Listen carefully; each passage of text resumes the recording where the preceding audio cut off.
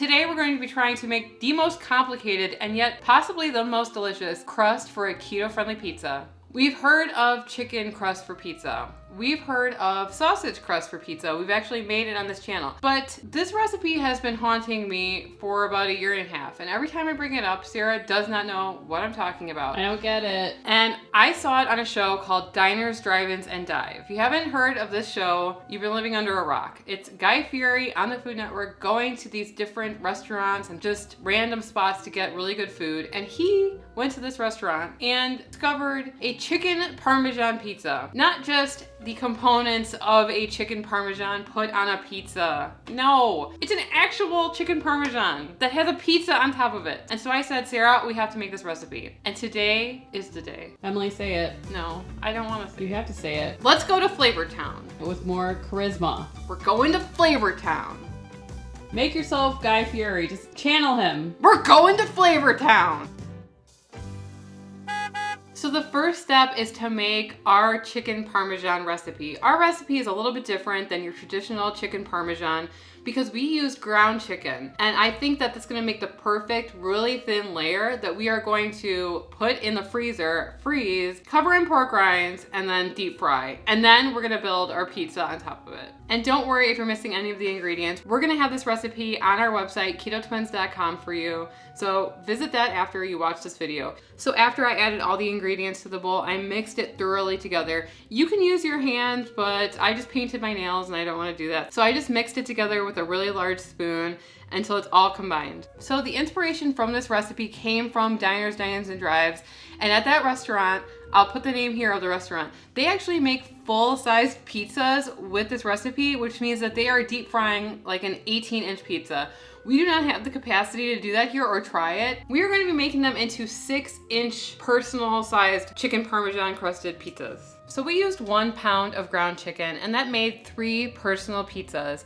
We put a piece of parchment paper down on a plate and we used that kind of as a guide to see how big this was gonna get because we wanna be able to hold it and fry it and flip it. So you don't want it to be too big. So we put a piece of parchment paper down on the plate and kind of pressed the chicken Parmesan into the shape that we wanted. We want it to be about 1/2 inch thick, and I think that's gonna keep really well. It's gonna be able to be turned and everything like that if you keep it about 1/2 inch. So we covered it in the parchment paper and we're gonna put it into the freezer for about an hour. You definitely want this to be hard. You want it to be frozen because we're going to be dredging this in ingredients and deep frying it. So you need it to be frozen so it holds up. Let's see if our chicken Parmesan crusts have frozen. Okay. Let's just take out one at a time here. Look at that, it's frozen. All right, you're gonna wanna be quick about this. I've never done this before, but I'm assuming it's the same as dredging anything else. We have set up our dredging stations. We have just about 1/2 cup of almond flour, 2 eggs with about a 1/4 cup of water, and the third dredging station is going to be pork panko. We have seasoned all 3 of these components. You want to add a little bit of salt, a little bit of pepper, and a little bit of garlic powder to each layer. So we dredged our chicken Parmesan the way we dredge anything else. We took it out of the freezer, unwrapped it, we dipped it in egg wash first, and then we put it into a light layer of almond flour, and then into the egg wash again and into the pork rinds. This is how we deep fry anything on keto, and it really works well for us. We use it for mozzarella sticks, onion rings, chicken, anything that you want can be used this way. And before you say it, I know a lot of people don't like the taste of pork rinds, and honestly, I don't either. But when you add spices into pork rinds and you fry it, it really loses that flavor, and all you can taste is the spices, and you can get that crunch that you're looking for with fried foods on keto. And while it's not like a traditional breading, it does work similarly, but you should be pressing it down, making sure that the breading is gonna stick to whatever you're frying. So we're using avocado oil for this recipe. It's about 1 inch at the bottom of the pan. It's pretty expensive. You could also use your favorite type of oil that's less expensive. A lot of people use lard too, and it gives a really great crispiness. It's bubbling. It smells delicious though, I will say that. Okay. Oil on the lens, never a good thing. Starting to kind of gyrate. Gyrate? It's moving slightly. You can start to see that color along the edges. Like, we're getting close here. About 5 minutes per side. So the scariest part of this is going to be flipping it. I'm going to try to flip it towards the back. I feel like we're having flashbacks to when we did the sausage crust. Very similar. Okay. So you're going to try to slowly finesse it and flip it over. With confidence, Emily. Ah, yes. Ah! I did it. So it looks really good. Crusty. We're going to leave it on for about 4 minutes or so, and then we're going to drain it on paper towels, and we're going to start adding our toppings. This is just a chicken parmesan right now. You could serve it as is. So throw some marinara on it, but this is a pizza. Bam! No, that's emerald.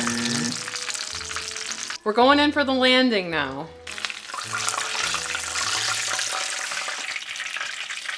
We're going to test the temperature of this right now. So you definitely want to check chicken to see if it's safe to eat, and that's above 165 degrees. This is 198 degrees, so it's really hot and safe to eat. We are going to load this thing up with toppings now. Yeah.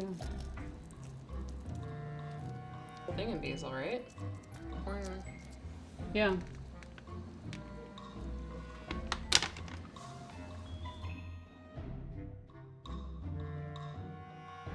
So we've put on some Rayo's pizza sauce. I just like to put about a tablespoon or so in there. We put on some fresh basil, a nice layer of mozzarella, and some pepperoni on top. We're gonna stick it under the broiler for maybe 1 to 2 minutes until everything is nice and melted.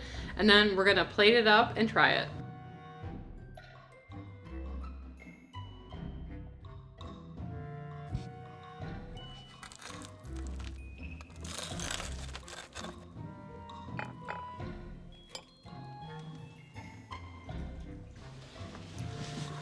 Arrival to Flavortown.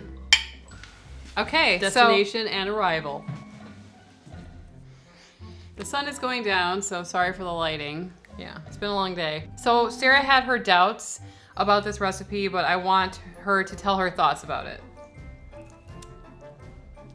Very good, I like it. We did make a sausage crust pizza before, and you couldn't really pick it up.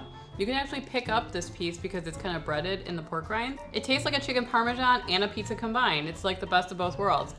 I think you could bake the chicken parmesan if you didn't want to fry it. It just might take longer, and it might not have that golden crust on the outside, but some people don't like frying in oil, so very good. Adding that garlic powder into the pork panko really helps it not taste like that. It doesn't taste like pork rinds at all.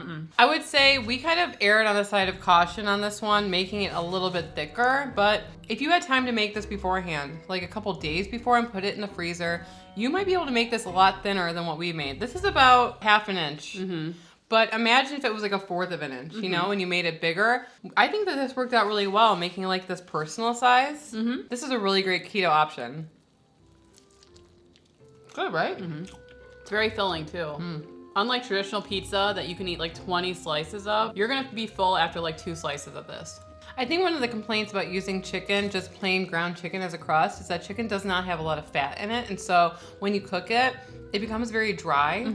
But because you're making it into a chicken parmesan, it's very moist. It's delicious. I don't know who could complain about this. Flavortown achieved. What is the word? Arrival at Flavortown. I don't think I could do Guy Fieri's job. No. Bam! That's not Guy Fieri. Nope. This recipe was definitely a success. I will give you credit, Emily, when credit is due, and this time it's due, I guess. Good job. And if you like this video, please give it a like. It does help us out with the YouTube algorithm so that more people will see our videos. And don't forget to subscribe for more keto lifestyle content. And if you would like to see the video where we made a keto-friendly pizza crust out of sausage, you can click on the video on the screen and we'll see you over there. Anyway, I'm Emily. And I'm Sarah. And we are the Keto Twins, signing out.